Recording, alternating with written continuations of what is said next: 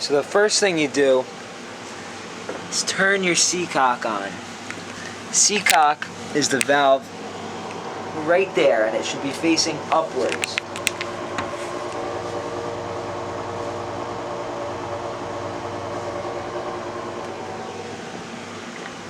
From there, you go into your cabin, and underneath the captain's panel, there's a battery switch that controls the battery for your AC unit. As you can see, it's now on. From there, you go to your breaker. Here's your breaker.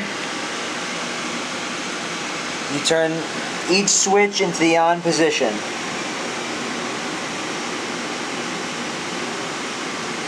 There's your AC. Make sure that's on.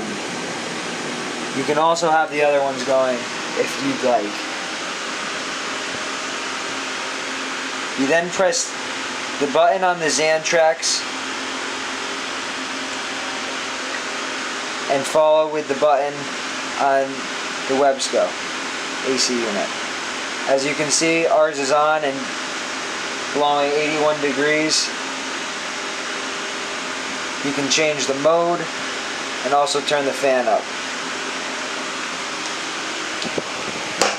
There's now cool air coming from each of the units.